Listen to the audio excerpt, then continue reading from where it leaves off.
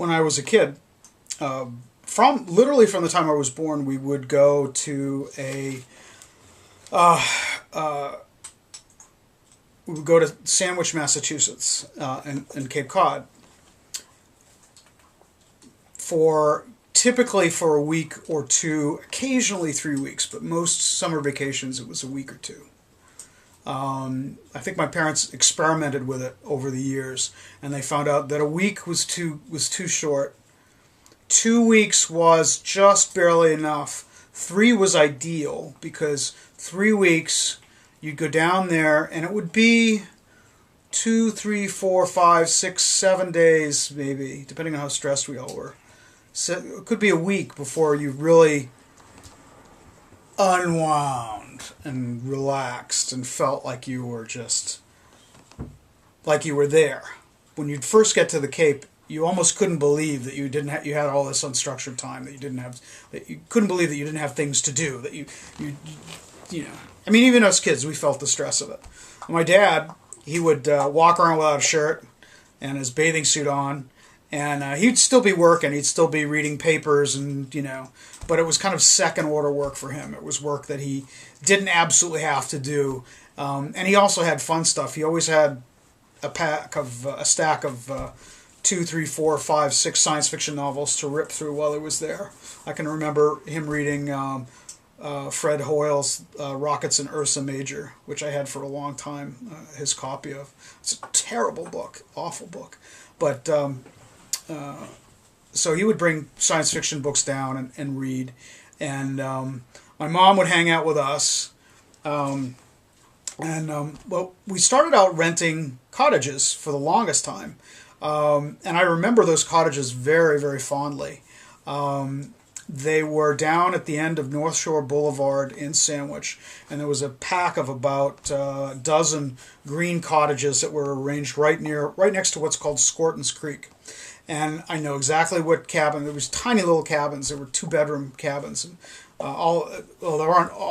my sister Susan wasn't there yet when we were really little. She wasn't born until I was 7. And we would stay there, and the cottages were right on a dune overlooking the beach. So you'd get up in the morning, we'd get ourselves a bowl of sugary cereal and roll down the stairs, and my mom would coat us with Sea and Ski sunscreen, suntan. It wasn't called sunscreen then; it was called suntan lotion. Sea and Ski suntan lotion. She'd get us all greased up, and I can remember the smell of it so vividly. Every once in a while, I'll find a sunscreen, a suntan lotion that has that same smell, and I love that smell. And we would go and sit and play in the dunes and in the sand and in the seagrass. And I can remember if you weren't careful and you're running in bare feet, you could step on one of the seagrass shoots that were poking up through the sand, and they were sharp, and they wouldn't quite draw blood, but they hurt like hell. And I always, for some reason, I always used to find money in the sand in the Cape. At least 2 or 3 occasions, I found like many dollars worth of change all at once in piles. Like somebody had sat down and all the change had fallen out of their pocket, but because it fell into sand, they didn't know. And then I would come along and find it. And we would on sunny days we were always out on the beach, and we would take our towels and sometimes our flip flops if we had them, and we had pictures of them too. We had these big floppy kind of Mexican style straw hats that we would wear to keep the sun off of us. And when the sandbars came out, and there were really good sandbars there, we would go out and go down to the sandbars and spread out our towels and go swimming and dig for clams. Sometimes we dug for clams. I can remember we cooked clams a couple times.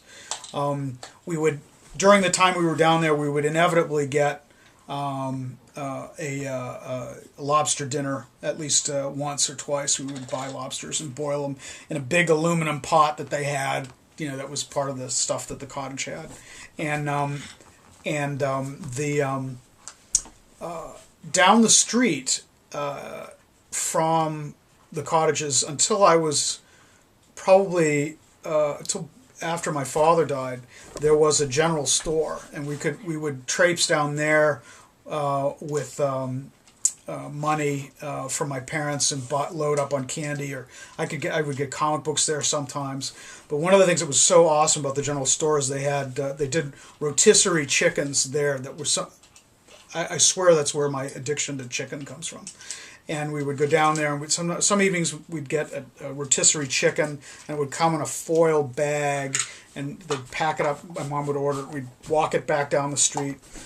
And then almost every night after dinner, it was beautiful, like clockwork. Sometime around, I would guess around 6 or 7, we'd hear this ding ding ding ding ding ding ding ding ding ding ding ding ding ding, and it would be the ice cream truck would come rolling down the street, and just like my own kids do now, they scream and yell when the ice cream truck bell goes. The ice cream truck's coming! We gotta go to the ice cream truck!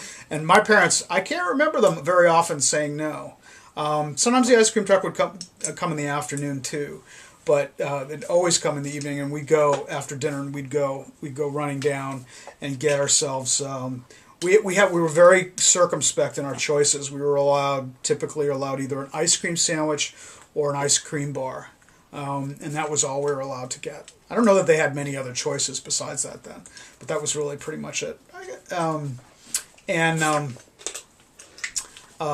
Every once in a while, we'd make a fire in front of the cottage at night and toast marshmallows. I do remember doing that.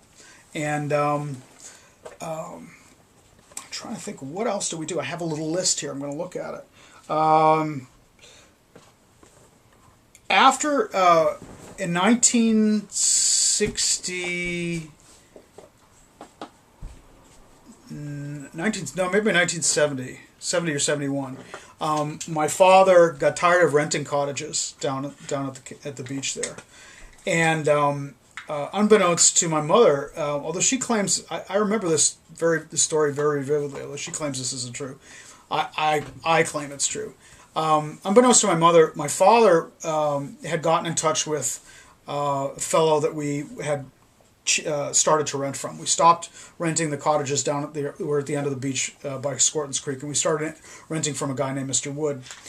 And actually, I think Mr. Wood's going to have to be a separate story, Mr. Wood and the cottage, because that's a long one. I think I've got enough for this one.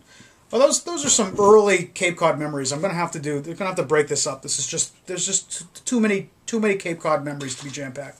I haven't talked about rainy days. I haven't talked about hyannis. There's all kinds of stuff. So this will be Cape Cod Memories Part 1. Good times.